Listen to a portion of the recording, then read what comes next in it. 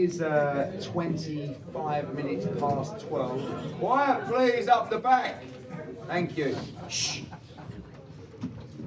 It is 25 past 12, so we're going to give you some time with the champ. Still undefeated IBF World Welterweight Champ, Jaron Boots Ennis. And over to the floor for questions for myself, Boots, and of course Posey. Down the front. Nice job. Yo, thank you. Hey, what's up, Boots? This is Najee from Cigar Talk. I know in the ring questions you said immediately that you were thinking about going to 154. You weren't sure about the pop. Can you talk about that a little more? Was it just the punching power? Was it you making weight? Can you talk about just the idea of moving to 54? I felt good, but like I said, I'm getting older. I'm 27, 28 next year, so I don't know. We'll see. We're gonna talk to the team and see what we're gonna do. I said I made weight easy. I was comfortable, but we'll see. Hey, Jaron, during the fight, it seemed like the referee was letting a little more things go tonight. Did you feel like that there's too much holding going on? And Eddie, this is pressure from one of my colleagues in Atlantic City. Do you see a potential of bringing a matchroom card to Atlantic City? Yeah, I'm about to say after I dropped him, I feel like he was holding ever since then. That's on me though. I gotta take a half a step back, start ripping them shots and using more English, just listening a little more. My dad was saying everything right, and I just wasn't doing it. Question. Yeah, for me, Atlantic City, obviously, a historic city for boxing, some great venues there. We love it here, to be honest with you. We've been here twice in 4 or 5 months. Huge crowds both times. But yeah, love to return to Atlantic City at some point. First, a question for Boots, and then another for you, Eddie. Boots, compare and contrast the first fight to this fight tonight.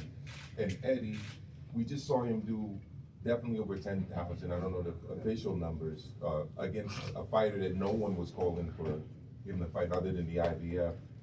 Compare that against what you'd expect Mario Barrios or another titleist in this division to do against that level of opponent. I mean, that does speak to his star power in the city, does it not? Yeah, I mean, last time was obviously the return of big-time boxing in Philadelphia, and tonight, like you said, we put a great card together. It was a great atmosphere. We know that the unifications do great numbers here in the city, but at the same time, we've got to look at the options around. I mean, there's only 2 options: a unification or a big fight at 154. That's it. What's more reasonable, do you think, Norman Jr. or Mario Barrios? I think that we've got Stanionis is in a mandatory against Gearsov, our guy. BBC have already messaged me saying, look, could we step aside Gearsov and go straight into Stanionis? They're going to look at that performance and fancy their chances. Oscar De La Hoya's been tweeting, we're ready, Virgil Ortiz against Boots. I like that. But what they don't understand is when Boots is fighting those guys, it's all about trying to make it entertaining. The first fight was a stinker. I actually thought that was a good fight tonight. And by the way, I also think that guy beats most 147 pounders. I think he's a good fighter. But Boots is just trying to make it exciting, trying to get him out of there. He doesn't really have a lot of regard for what's coming back.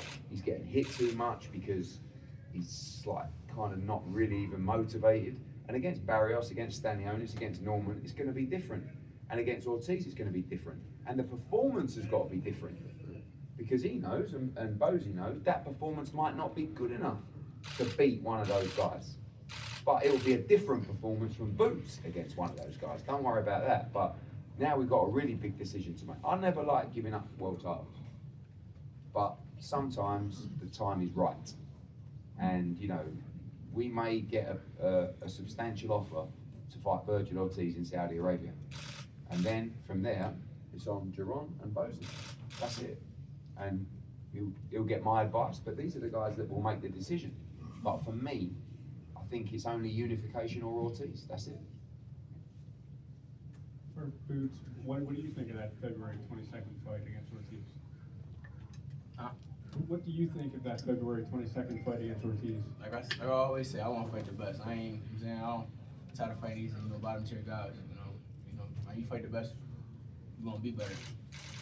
And Eddie, what you said you would have advice for him. What is your advice to take the much?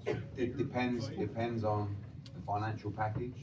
Depends on what we want to do long term. Depends if we don't want to return to 147. You know, the reason that we fought Chukhadzhian tonight was because Boots had a desire to capture the other championships at 147.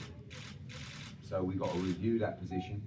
We've got to look at the option against Virgil Ortiz. We've got to look at the financial package for that fight as well. Because as well, don't forget, you know, a win over someone like Virgil Ortiz on a Riyadh season card is going to take his profile to another level. So it's going to be very tempting. And by the way, it's a brilliant fight. A brilliant fight. I mean, Boots against Virgil Ortiz is one of the best fights out there to be made. Not just in the division, but in the boxing. In boxing, two tremendous young fighters. JP Miranda, LatinoSports.com. Question for both of you. Throughout the fight, Ryan Garcia was tweeting away, saying he would knock out Boots. If you had your choice between Ryan Garcia at 147 and having to continue to make that weight, or going up to 154 to face off with Virgil Ortiz, what would your choice be? That's me. For both of them. Let's bring him on. Come on. So all you do is talk, tweet. All right, you know what I'm saying? I'm here to make history. Nah, I guarantee you I'll put him up. For sure.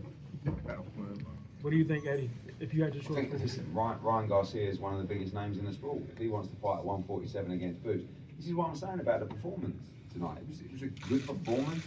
It was nothing special. So people like Ryan Garcia going to be sitting at home doing whatever they're doing and getting brave. Getting brave? What do you mean? Wow. He was watching the fight. What was you thinking? But they're going to get brave. Stanionis has been on. Oscar the Lawyer's been on. Ryan Garcia's been on. Good. Well, Ryan's a major marquee fight. Of course. Yeah. We've got, but listen, They can go, there's they talk. can go And ahead there's, and vote for you that beat if they want to. know, the reality is, you know, if Ryan Garcia wants to come back from his ban in May or June or whenever he's going to come back and go straight into a fight with Boots Ennis, we would more than welcome that. You're only going to see the best of him against great fighters. And Ryan Garcia's a good fighter, you know. He's well out there, but he's a good fighter. Boots right here to the. How much different is it, you know, fighting on the road where you're more away from distractions versus fighting at home where you're more accessible? You know, you got family, friends, the pressure to perform. How much different is that? Ain't really too much different. You know, everything the same for me. I don't have any distractions at all. For real. You know, I'm comfortable at home, comfortable on the road. It don't really matter where it's at. Difference boxing. First things first, man, congratulations on this win, Ennis. Appreciate it. Bozy, I don't know the stat quotes, but in this fight, we didn't see no body shots. In my eyes, I didn't see hardly any body shots. Today, Ennis, man, one of the best fighters in my eyes, was a headhunter. What was you telling him in the corner? This is what you got from the point. Go to the body. Who's gonna walk you down? But if every time you got close to him, he would grab you and hold you. That's why I told him that's where, you know, where the fakes come in. You know what I mean?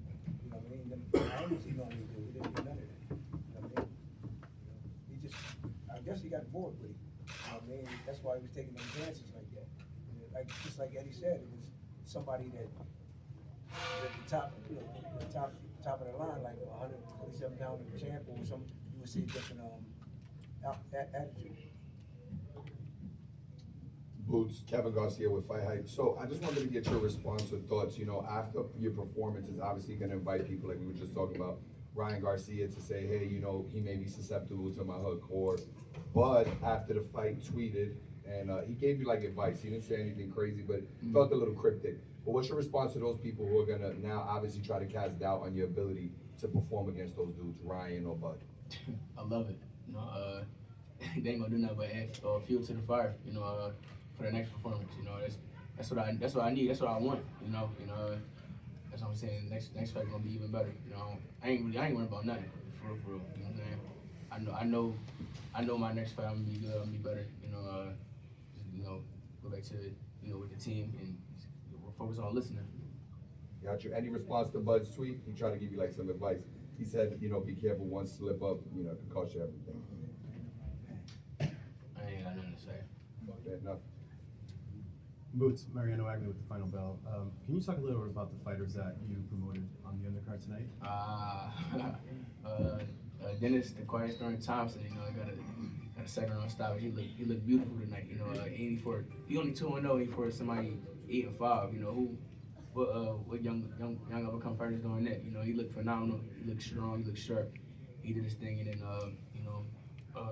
my other fighter Ismail the Chef Muhammad did his thing. You know, his fight got dropped down 2 rounds because of a little delay, but he was about to put that kid out. You know, both of them guys is tremendous fighters, and I love and appreciate them. You know, and I'm glad they're building and developing each and every day. You know, I can't wait to take their career to the next level. And Eddie, can you talk a little bit about the undercard from your perspective, particularly the Khalil Coe fight? Yeah, it's a great undercard. I mean, Bam was sensational, as we've discussed. He's done his press conference. Ray Ford looked great. And Khalil Coe was in an absolute war. It was a brilliant fight. But his conditioning was shit. I mean, that's the reality. I don't know what else to say. Like, you can't be blowing out of your arse after 3 rounds. If you want to go on and become a world champion fighter, you've got to live the life, and you've got to be ready to go to the trenches against someone like Manuel Gallegos, who's not anywhere near world level, but is a good, tough opponent that's going to give you rounds to progress you to the next level. So, you know, Boots knows, and these young fighters will know, and he'll tell them conditioning is key. Right? And that's what we talk about on weight as well. That's why the decision around weight is so important, and Khalil struggled at weight. If you don't get your weight right, if you're not conditioned, you're going to find tough times in the fight, and if you can't come through them, you're going to get beat. And that's what happened to Khalil Coe tonight. So he'll be back, but he's got to learn a spiteful lesson. Amo Williams, great to see him back. You know, Zaquin Moses, very, very good fighter. And so is Dennis and Ishmael as well. And really, and Ray Ford, a great performance, as I said. You know, I think we've got the top 230 pounders in the world in Nunes and Ray Ford. And I think he's a future world champion, 2-weight world champion. Okay, now, we're finally here at the final start at this thing that we constantly continue to ask. So, look, you guys did a tremendous performance. Shout out to everybody from Philadelphia that came out to support. Shout out to Boots. Shout out to the trainer, Boots, Bozy Ennis. And like, look, we know the 2 options that you want to pick, but there's still a 3rd option. That 3rd option is the most exciting man in boxing, Blair Flair, fighting Jaron Boots Ennis in a major hit in Philadelphia, Pennsylvania. Yeah, thank you. You're going to leave the messages to the media, but one thing I will say is I like you, Blair. I think you're a very funny guy. We'll go viral again. Yeah, and I do think you can fight, but we got to move on to that next level now. Because okay, so you saying you want to move on to the next level, but I'm yet still the only fighter in the welterweight division that actually fought a major name. So why not make this fight happen? Because we want either a major name or... A major name is Blair the Flair. No, I'm afraid you're not. Let's see, how do you say? You're definitely... When's the last time somebody knocked a tooth out from Broner? It doesn't matter. Adrian Broner... When's the last time he went viral on Instagram, on Facebook, on Twitter? Adrian Broner is shot to pieces, right? Let me tell you one thing now. Well, I'll say take the microphone off you. I think you're a lovely guy. I've got a good fight for you. Karen Chukhadzhian. I'll tell you what I'll do. Okay, I'll tell you what I'll do. For what? I'll tell you what I'll do. I'll tell you what want the loser? Oh look, the lights have gone out on Blair the Flair. Someone's leaning on the light, by the way. Who's ever leaning on the wall is leaning on the light. I'll tell you what we'll do. I'll tell you what we'll do. I will put the fight on. You against Karen. Okay? You beat him. You can get some money for that. We'll get you a major fight. All right? Against who? Against a big welterweight, Conor Ben, maybe Jaron, Ennis, we'll see. Can we get that in writing? Quite possibly. Yeah, okay. But we want to go to the next level. Look, You the can whole fight thing Conor. is, did I not get enough? Did I not do enough? No, absolutely not. You've never done enough in your career to fight Jaron. Who have you beaten? Okay, how many ex-champions you guys fight? Blair. No, how Next. many ex-champions you have Blair, fought? Blair. Right here, question. Stop How it. many ex-champions did Conor You do Ben not fought? have At least I fought 2. You do not have. He fought Chris Algieri, he's a former world champion. By the way. Chris Algieri. Yeah. By the way. That's right. We're going to move on to the media. It was great chatting to you. Every home should have. Thank you, Blair. Eddie, right here. Go on. We All love right. the way you talk. Over here. Over here's the We question. love you, Blair. Over here, got a question for Boots, reference to the fight against Chukhadzhian. After the knockdown, could you talk about Chukhadzhian's toughness? Because he took a number of shots there over the course of those rounds. there, over the course of the fight, and wasn't able to, I guess, go down after that first knockdown. So could you talk about Chukhadzhian's toughness? He had good toughness, but that just is more so me rushing my shot, not bending my knees. It's a lot of little stuff. Being lazy a little bit, like just lackadaisical, can't be like that, I definitely would have got the knockout if I would have, bent my knees and used my angles and listen to my corner more. That's all. First of all, I want to say congratulations to Boots and his team. They have bringing the fight to Philly. We definitely need that. About Boots, for this to be, if this is going to be your last fight at 147, are you excited about what you did in the ring tonight? Like I said, I mean, let me go watch it and I give you a response. Right now, like I feel like it was a okay performance. Like I could have been way better. And like I said, listen to my team more and stop being lazy, not bending my knees and stuff like that, not using legal, not jabbing, just being smart, and things like that. But yeah. So what was the game plan coming into the fight? Body work, staying behind that jab, like pressing him back a little bit more, and things like that, cutting the ring off. But he wasn't really moving too much, so. Now, I want to know what's the feeling being that you fighting at home. Your last fight, you had 14,000. This fight, Eddie Hearn, you said you had 11,000. How did that make you feel, being as though your crowd decreased in a few months? I mean, it decreased because of the opponent, the opposition. Nobody really wanted to see this fight. I took this fight because I wanted to stay busy. I ain't want to be sitting around for another year. I ain't trying to be still and all that stuff and things like that. So, I took this fight to stay busy and that's my mandatory. I had to fight him. So, I'm sorry, we're gonna move to the next one. Right here. We're just gonna have a few more guys because we've got to leave the building. Hey, Eddie, Jay with Sportbox TV. Looping back around to Virgil Ortiz versus Boots, what do you think the fight looks like? How does it play out, and in what fashion does it end? Listen, I think it's a great fight, and Boots knows he's got to be better than tonight against a fighter like Virgil Ortiz, but the training would be different, the mindset would be different, the challenge would be different, and that's where you're going to see the best of a great fighter like Boots. So, I really respect Virgil Ortiz. I love Robert Garcia, Oscar De La Hoya's a plonker, and we got to make sure. And I'll be saying to Boots, we can't afford to lose that fight. I can't lose to that fucker. No way. We definitely. If you don't win that fight, I'll never talk to you again. We don't do that. Like I said, the better the competition, the better I'm gonna be. And all we're gonna do is go forward. Y'all know I love pressure fighters. Eddie, you getting ready for Oscar? Listen, there's always a price, but I just want to watch him fight Virgil Ortiz. Obviously, there's a lot of conversations with His Excellency, and we'll be moving forward to potentially make that fight. Last question, guys. Eddie, what's a plunker? All right. I don't know the word in America, just like. Say it. Just what word would you guys know? Say it, Eddie. Prick. Really? Do you know what I mean? Listen, with all jokes aside, Oscar's like one of the greatest fighters of all time, so I'll give him respect. And I don't mind his clapback for that stuff. It's a bit weird. But he's a character, and he gets people talking. And him against me, not in the ring, but in a match-up with our fighters, there's so many great fights to make. Shakur against Zepeda, that's pretty much done. Boots against Ortiz. Ramirez against Opataya. That's Zerdo. The other Ramirez against Catterall. Pacheco against, he said Munguia, but Munguia left him, so we can't do that. But there's loads of other fights out there to be made. I just want to make the best fights and the best cards. So, jokes aside with Oscar, we can make a tremendous night for the sport. And that's what His Excellency wants to do. And I do believe you'll see these fights come together on February 22nd. Eddie, just one really quick one. Keyshawn last night, that performance, him tank, what do you think about that fight? I love Keyshawn. I think he's a great fighter. I think he's getting better and better and better. You can't take, when a fighter comes in 7 pound over or 6 or 5 pound over or whatever it was, it's not because they're struggling at the weight. It's because you know that everything's broken down in that fight. So I don't think it was the same Lemos that fought Richardson Hitchens. I think that's irrelevant. He demolished him. And that's what you got to do sometimes. You got to go in there. The crowd looked great in Norfolk, Virginia. great for boxing. Keyshawn's a great young fighter, and in time, I think he'll be a great fight for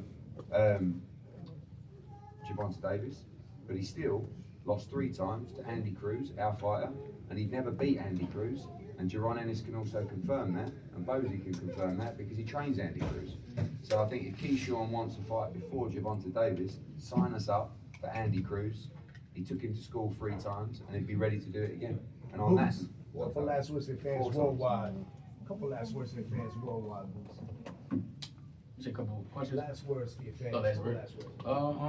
I appreciate everybody. You know, they've been tuning in and watching me. You know, next fight will be better. You know, we're gonna put on a show. You know, we continue to keep getting better, keep developing. Stay tuned. thanks for everything, Philadelphia. Thank you.